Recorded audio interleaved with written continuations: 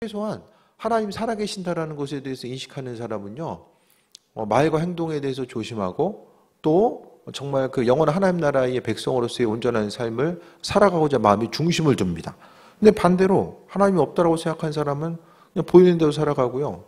다른 사람들을 속이거나 죄를 지어도 별로 이렇게 양심의 가책이나 그것에 대한 심각성이 무엇인지를 전혀 깨닫지 못하고 삶을 살아가는 경우들이 많이 생긴다라는 거예요. 그래서 어리석은 자는 제일 중요한 것은 하나님이 없다라고 하는 사람이 어리석은 자입니다. 그럼 우리는 신앙생활하면서 입술의 고백은 하나님 살아계시다라고 이야기하는데 실제적으로 그분이 살아계심을 경험하면서 우리가 하루하루 인생을 살아가고 있는가? 이런 부분에 대해서 좀 돌아봐야 됩니다. 우리가 말하고 행동하고 경험하는 모든 것들이 바로 하나님의 살아계심을 경험하면서 삶을 살아가는가?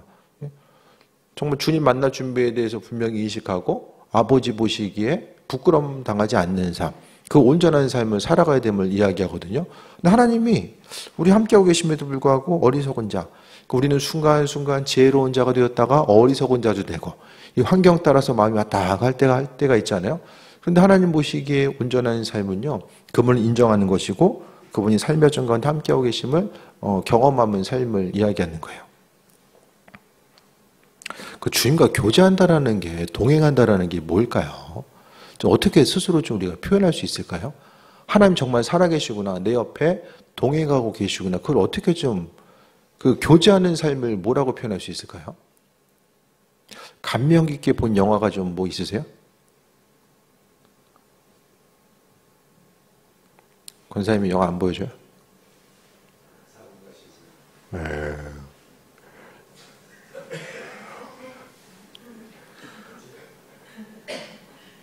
나이 먹으면서 우리가 다 집에 붙어 살려면은 뭔가 우리 집에 내가 필요한 이유를 우린 점점 그 증명을 해야 돼요. 내가 이 집에 왜 있어야 되는가? 왜냐면은 시간이 가면 갈수록 이게 희미해져요. 당연히 내 역할이 있었는데 가면 갈수록 이제는 애들도 이제 집에 가면 그냥 이제 왔나 보다. 이제 그냥 바람 날리나 보다. 이렇게 바람이 왔다 가는 것처럼 이 존재감이 없는 이런 상황이 좀 될 수도 있거든요. 물론 그렇지 않은 집도 있겠지만은 내가 우리 집에 왜 있어야 되는 존재인가? 이걸 항상, 그러니까 이제 있으나 마는 존재다 언제 쫓겨날지 모르기 때문에 항상 이제 그걸 그 집에서 아이들 보기에나 다 존재 증명이. 교회도 마찬가지잖아요. 뭐 담임 목사님 있으나 없으나 뭐 똑같아. 있으나 없으나 별로 혼적도 안 나. 그럼 뭐하라고 뭐 있을 필요가 없지 않아요? 이건 다른 얘기고, 이 좋은 뭐 영화를 특히 이렇게 보거나 아주 감동 있는 뭐 어떤 문학 작품, 뭐 책도 있을 수 있고, 뭐 좋은 드라마도 있을 수 있고, 그걸 보고 나면은 그 잔상이 남잖아요. 괜히 그냥 부시고 막 이렇게 공포 영화 보고 그러면은, 제가 옛날에 말씀드렸잖아요. 그 목회 처음 나왔을 때, 그 심심해가지고 공포 영화 한번 봤다가 그 베트남 공포 영화 아이포인트라고 하는 그거 봤다가 그 눌려가지고 아주 초창기에 살짝 좀 맨날 혼자 지냈거든요, 교회에서. 야, 결혼 전에 교회 그냥 지켜야 된다고. 그 추워 죽겠는데 교회에서 그냥. 네? 그런 기억, 이 잔상이 남는. 근데 그런 좀 쓸데없는 잔상이 아니라 좀 하나님 은혜 가운데 누릴 수 있나. 좋은 영화 보면은 그것에 대한 영화가 좀 생각이 나고 이 잔상이 있잖아요. 사람이 좀 좋은 곳을 여행 갔다가 오면은 그 여행했던 곳을 좀 생각을 하면은 좋은 기억들, 잔상이 있는 것처럼 이 주님을 인식하고 주님과의 좋은 관계성을 갖는 것도 그냥 뭔가 이런 잔상이라고 할까요? 좀 따뜻한 기운이 있어서 항상 삶의 여정 가운데 주님에 대해서 인식하고 그분과 이제 교제하고 동행하는 삶. 그러니까 뭔가 하나님과의 관계성 가운데 여운이 남는 거예요. 그러니까 우리가 너무 주님을 대함에 있어서 이 업무적으로나 사무적으로 대하는 거. 꼭 목회자로서 뿐만 아니라 성도로서 내가 교회에 왔으니까 이거 해야 되고 성도로서 맡은 바가 있으니까 이걸 해야 돼. 그리고 어떤 삶에 있어서의 어떤 기도 제목이 있을 때에 주님과의 관계성 가운데서 행해 나가는 것이 각각의 일터에서 움직이고 행하는 것하고 이 교회에 와서 주님과의 어떤 깊은 관계성을 만드는 것하고, 그러니까 교회에 왔을 때나 예수님을 생각했을 때에 뭔가 좀 삶에 있어서의 여운과 잔상이나 또 그분을 바라보고자 하는 마음, 좀 따뜻함이 좀 이 신앙 여정 가운데 있는가? 아니면은 날마다 주님과 씨름해야 되고, 습관적으로 반복해서 하나님께 어떤 것을 아뢰야만 하는 이런 관계성. 이것보다는 정말 하나님을 인식하는 삶이라는 것은 주님만 생각해도 뭔가 좀 마음의 기쁨이 있고, 없던 소망감도 좀 생겨지고, 아버지께서 하실 것에 대한 좀 기대함으로 충만하게 체험받고 나아가는 것. 이런 좀 따뜻한 기운들이 우리의 마음속에 있는 것이 주님과 교제함의 모습이 아닐까라는 생각을 해보게 됩니다. 그러니까 성경에 있어야 하나님은 우리에게 어떤 항상 두려운 존재가 아니라 뭔가 좋은 기억을 공유하고 싶은 그런 아버지 마음이 성경 가운데 느껴지거든요. 그래서 우리는요, 이 땅 가운데서 하나님을 인식하고 살아계신 그분을 경험하는 삶을 어떻게 살아갈 수 있을까? 이런 부분을 좀 고민해 봐야 됩니다. 그러니까 내가 어떤 그런 부분에 있어서의 경험이 있어야지만이 전도를 할 때나 또 주변 누군가에게 전하고자 할 때도 주님 어떤 분이야? 라고 누군가 물어봤을 때에 내 안에 계신 또 나와 교제하고 동행하신 그분이 누구인지를 좀 비춰줄 수 있어야 되거든요. 이런 한 가지 한 가지. 그러니까 예수님과의 나의 관계가 뭔가 좀 이렇게 좀 딱딱한, 좀 사무적인 관계인가? 아니면 정말 이 친밀함의 관계인가? 이런 부분들을 좀 돌아보는 거죠. 친밀함의 관계면은 참 항상 보고 싶고 나가고 싶고, 사무적인 관계면 휴일날에는 직장 안 가잖아요. 교회 안 가. 빨간 날 교회 가면 큰일 나는 거야. 또 이렇게 심각하게 쳐다보시면 좀 할 말이 없고. 아니, 그러니까 뭔가 좀, 교회에 오는 것 자체가 항상 하나님과의 은혜, 뭔가 주님을 만나고 싶고, 또 기도하는 것도 뭐 누가 시켜서 막 해야 되기 때문에 그게 아니라 그냥 하나님께 나아가서 기도하는 것 자체. 집에 있는 게 좋으세요? 교회에 있는 게 좋으세요?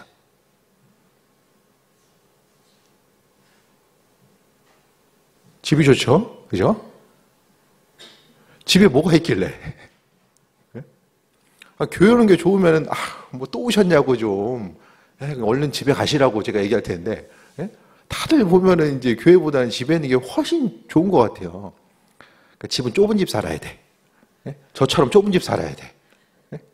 집이 좁다 보면 그냥 교회 가고 싶어져. 저절로. 할 게 없어. 식탁에 앉아가지고 밥 먹고 잠자는 것 빼고는 뭐 집에 아무것도 없어요. 할 것도 없고 있을 것도 없어. 그래도 오늘 점심에도 집에 갔다가 그냥 밥만 잽싸게 먹고 나왔어요. 할 게 없어. 공간이 없어요, 공간이. 예전에는 뭐 애들 어릴 때는 서재라도 있었는데 지금은 아무것도 없어요, 그냥. 각자 집에 가면 뭐 이렇게 문 닫고 있으려고 맨날 문 닫으라고 그러고 막 문 열면. 문자가 어쨌든 띄워버리고 싶어. 문 닫고 뭐 하는지. 띄워버리고 싶어요.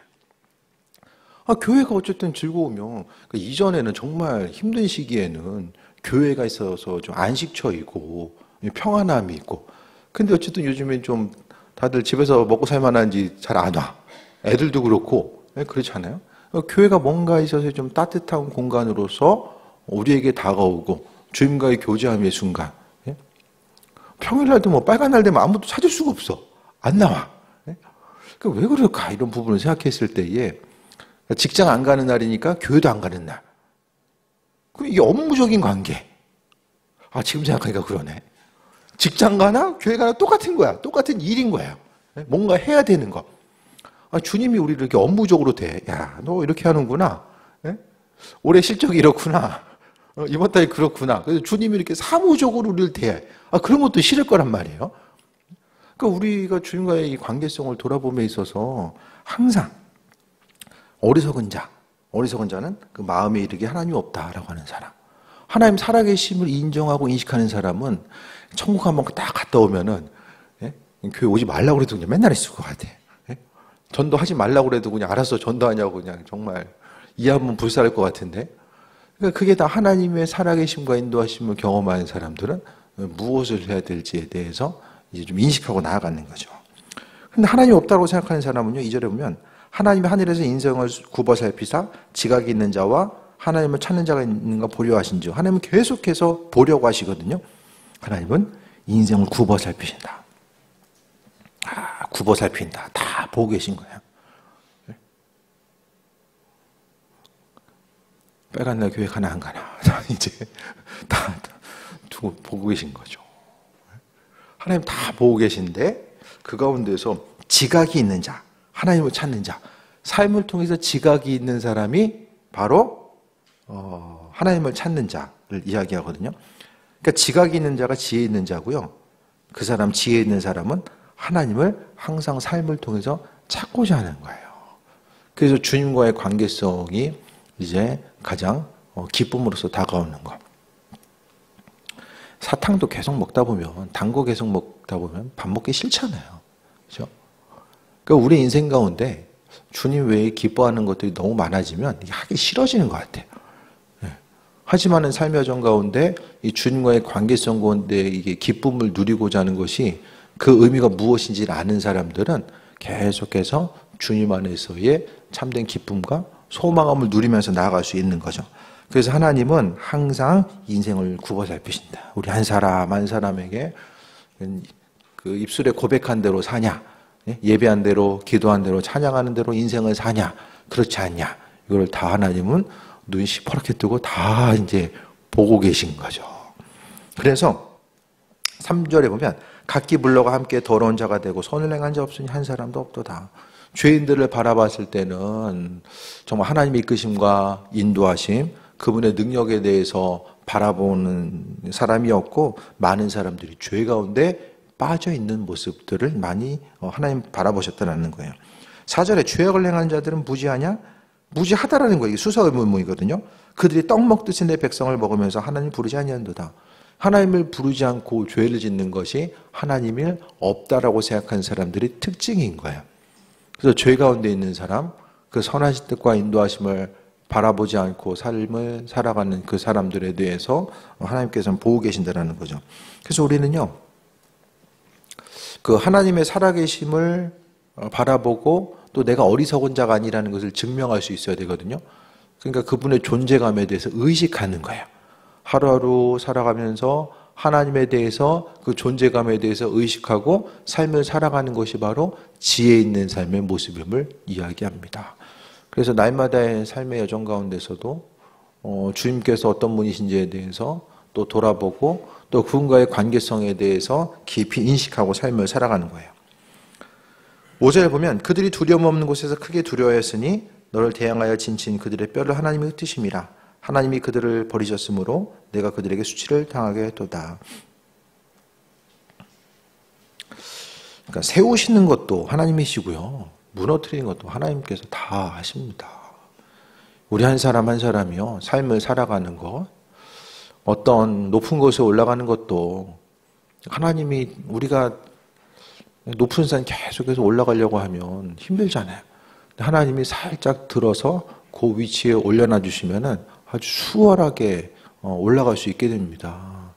그러니까 마찬가지로 우리가 해야 될 것은 어리석은 자가 아니라 지혜 있는 삶을 살아가야 되는데 그 지혜로운 삶을 살아감에 있어서 우리가 해야 될 것은 하나님에 대해서 인식하고 또 주님 원치 않는 죄로부터 구별된 삶을 살아가도록 이 마음의 중심을 두고 살아가는 것이고 무엇보다도 하나님을 두려워하는 마음 가지고 나아가야 됩니다.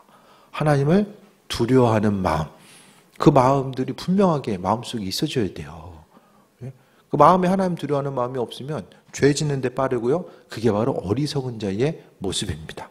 그래서 날마다의 삶 속에서 주님 만날 준비를 해야 된다라고 계속해서 이야기하지만 당장 내일은 아닐 것 같잖아요.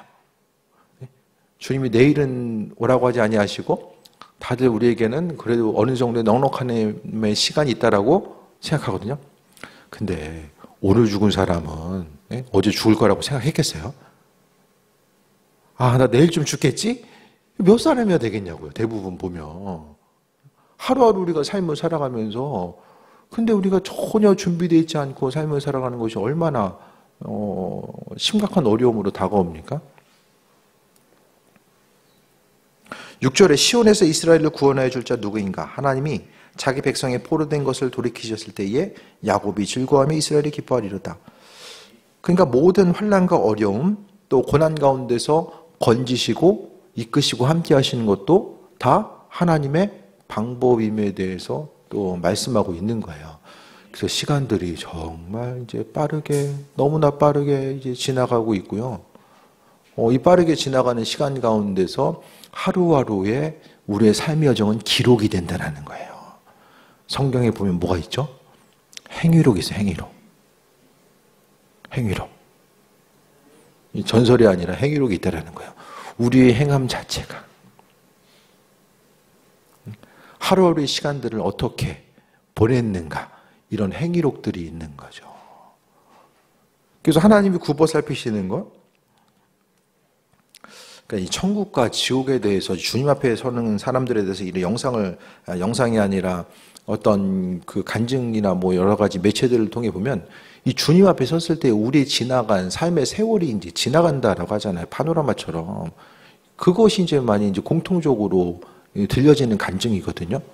지나간 세월이 순간적으로 지나가는 거. 그러니까 또 한 가지 보면 이렇게 어떤 은혜 받고 성령 체험한 이들도 보면은 순간적으로 빠르게 정말 짧은 시간이지만은 삶의 전 생애가 쑥 지나가는 것을 이제 간증하는 이들도 많이 있잖아요. 그런 것을 보면 우리의 삶의 행동 한 가지 한 가지는 하나님의 시야로부터 전혀 벗어나지 않고 그 시야 가운데서 머무르고 있다는 거예요. 그러니까 하나님이 그 순간순간을 기록하신 이유는 뭘까요? 시간이 중요하지 않은 시간이 없는 거예요. 하나님께서 하루하루의 순간순간의 모습이 우리에게는 그냥 중요한 날이 있고 쉬는 날이 있고 아주 중요한 날, 덜 중요한 날 이렇게 좀 많은 부분 나눠지잖아요. 근데 하나님 보시기엔요, 하나님이 평일날은 열심히 보고 계셨다가 그냥 쉬는 날에는 좀 셔터 내리고 그냥 조금 단대 보셨다가 이게 아니라 전 생애가 다 이제 기록돼서 나아간다는 거예요. 그러니까 짧은, 하나님 보시기에는 우리 인생이 얼마나 짧을까요?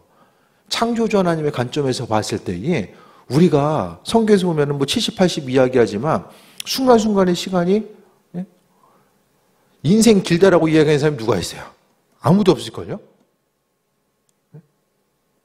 다 짧게 빨리빨리 지나가잖아요.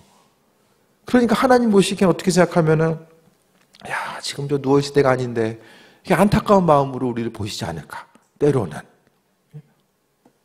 우주를 창조하신 그 하나님이 짧게 지나가는, 뭐 노아의 홍수 이전에는 뭐 사람이 1000년 가까이 살았지만은 지금에 있어서는 글쎄요, 아무튼 뭐 100세 하나님이 우리에게 선택권 주셔서 100세 넘게 살아볼래? 살고 싶은 분.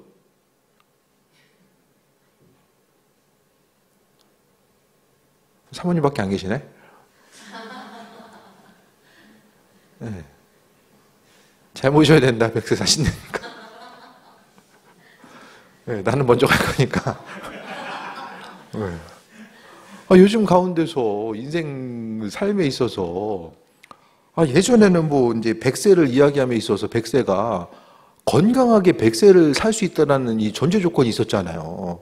근데 이제는 이 기대감들이 많이 무너졌어요. 코로나 이후로 점점 더 인생을 뭐 건강하게 오래 사는 것 자체가 이 삶에 있어서의 어떤 어려움으로 다가오는 거죠. 어떤 재무 설계를 보더라도 이제 뭐 70대 은퇴하고 70대 돈이 더 들어가고 뭐 80대 이제 몸을 거동하기 힘드니까 조금 이제 좀 덜 들어가고 이제 그 넘어가면서는 이제 더 들어간다는 거예요. 의료비 때문에. 그러니까 이런 시기를 우리가 지금 살고 있는데 하루하루 정말 이 빠르게 지나가는 이 시간 가운데서 하루하루를 어떻게 하면 좀 의미 있게 살아갈 수 있을까? 우리 삶을 통해서 버리는 시간들이 또 너무나 많이 있잖아요. 그러니까 우리가 쉼을 얻는 것 자체도 마찬가지로 좀 주님과의 관계성 가운데서 좀 세워먹고 나가시는 방법들이 분명히 있을 텐데 주님 안에서의 쉼을 누리는 것들은 많이 잊어버리고 이 세상이 주는 쉼을 얻는 것에만 이제 거기 중심 두다 보면 이 세상 것들은 한계가 있잖아요. 그리고 연속성이 없어요. 연속성이. 일을 통해서 어떤 그 퇴사한 직장인들의 얘기를 들었는데 열심을 다해서 이 일을 성과물을 가져왔어요. 열심을 다하면 이제 회사에서는 어떻죠? 일 그렇게 많이 했으니까 다음에 좀 쉬면서 하세요. 그게 아니라 성과가 있으니까 다음엔 더 큰 성과를 회사에서 기대해. 그럼 어떻게 됩니까? 더 열심히 일해야 돼. 쭉 열심히 일하다가 잠 안 자고 예를 들어서 잠 처음에는 뭐 1시간 줄여. 그럼 2-3시간 줄여. 그럼 사람이 잠 안 자고 일할 수 있습니까? 어떤 일을 통해서도 얻는 기쁨과 즐거움이 또 한계가 있을 수밖에 없고 세상 일이라는 게 다 마찬가지잖아요. 순간적으로 어떤 작은 것에서의 주는 유익이 있었다라고 하고 거기서 만족감이 있었다라고 한다면 점점 더 이제 세상이 주는 만족감은 그 만족감을 누리기 위해서 더 큰 어떤 성과나 또 더 큰 즐거움을 찾게 되는 이런 결과들이 많이 있는 거죠. 세상에 보여지는 즐거움. 이 자전거도 마찬가지입니다. 처음에는 그냥 아무 생각 없이 이제 그 쇠로 된 거 타다가 이제 스테인리스, 알루미늄. 그 다음에 이 손가락 하나로 들 수 있는 합금까지 올라가죠. 그럼 점점 더, 그냥 굴러가기만 하면 된다고 처음에 생각했는데, 이 몰입해서 집중하다 보면 그게 아닌 거예요. 세상이 주는 기쁨과 즐거움을 생각했을 때에. 그러니까 우리가 해야 될 것은 세상 거 추구하다 보면 이 어리석은 자가 될 수밖에 없고, 하나님을 인식하는 삶은 그분과의 관계성을 가장 우선순위로 두고 또 그분이 바라시고 원하시는 삶을 살다 보면 아버지께서 우리 인생 가운데 공급하시는 그 힘과 능력을 경험하고 인생을 사는 것, 그것이 바로 삶에 있어서의 우리의 온전한 목적이 되어야 됨을 말씀하고 있습니다. 그래서 하나님께서 다 세우시고 살리시고 인도하시는데 어리석은 자는 하나님이 없다라고 이야기하고, 우리가 신앙인이면서 이 어리석은 자처럼 삶을 살지 않나. 우리가 인생을 살아감에 있어서 하나님 없는 것처럼 그분이 다 지켜보고 계시는데 전혀 아닌 것처럼 인생을 살고 있지는 않나. 이런 부분들을 좀 점검해 봐야 됩니다. 그래서 아버지 보시기에 합한 자로서의 온전한 삶을 살아가고 그 하루하루의 삶이 기쁨과 소망함으로 체험받고 나아가는 것. 그래서 세상 가운데 너무 이렇게 큰 기쁨과 즐거움을 발견하고 내 인생에 있어서의 유의, 다른 것이 아니라 주님과의 좀 관계성 가운데서 발견하고자 했을 때에 아버지께서 은혜와 충만함을 더할 줄 믿습니다. 주님과의 우리의 관계가 역으로 생각했을 때에 어떤 사무적인 관계를 생각하면은 뭐 빨간 날이라고 기도한다고 뭐라고 하는 건 아니에요. 예를 들어 좀 그렇다는 거예요. 빨간 날 기도하는데 하나님 빨간 날이라고 이제 기도를 안 들어. 오늘 쉰 날이니까 다음에 다시 와라. 이건 잘 좀 이렇게 상상이 안 가잖아요. 근데 이런 그 반대의 상황들이 이제 많이 이제 이루어진다라는 거죠. 그래서 오늘의 좀 요점은 하나님을 인식하는 것. 그걸 생각했을 때에 뭔가 좀 꼭 해야만 해서 하는 게 아니라 그냥 주님과의 관계성 가운데 좀 친밀한 관계성이면은 좀 연락하고 싶은 좀 친밀한 사이면은 좀 시간이 늦어도 이렇게 좀 연락할 수 있고 그런 편안함이 있잖아요. 그 편안함이 없으면 꼭 시간대도 좀 맞춰야 되고, 이 사람 이거 하고 있을까? 저거 하고 있을까? 이걸 좀 의식하고 신경 써야 되는, 그게 아니라 하나님과의 우리의 관계성이 좀 더 쉽고 편안하고 친밀함 가운데 나아가는 것. 그것이 바로 하나님의 살아계심을 자각하고 그분과의 관계성 가운데 세임 얻는 삶이 아닐까라는 생각을 좀 해보게 됩니다. 그래서 어리석은 자가 아니라 지혜 있는 자가 되어서 우리가 입술로 고백한 대로 또 하나님을 바라보고 또 승리하고자 하는 마음의 결단 가지고 나아가고자 했을 때에 아버지께서 또 새 일을 이루시고 인도하실 줄 믿습니다. 믿음으로 승리하는 또 귀한 삶 되시길 바랍니다. 기도하겠습니다. 아버지의 은혜에 감사드립니다. 날마다의 삶의 여정 가운데 하나님 은혜 더해 주시고 또 무엇보다도 하나님께서 살아계심을 삶을 통해서 고백하게 하여 주시며 또 주님과의 만남 가운데 그 여운이 있어서 또 그 따뜻함이 있어서 항상 주님과의 함께함, 기도하는 순간, 예배하는 순간이 우리 인생 가운데 날마다 기쁨 될 수 있도록 은혜와 충만함으로 함께하여 주옵소서. 하늘문 열어주시고 은혜 위에 은혜 더해 주시며 오직 그리스도 예수로만 강건함 누리게 하여 주옵소서. 감사드립니다. 예수님의 이름으로 기도드립니다. 아멘.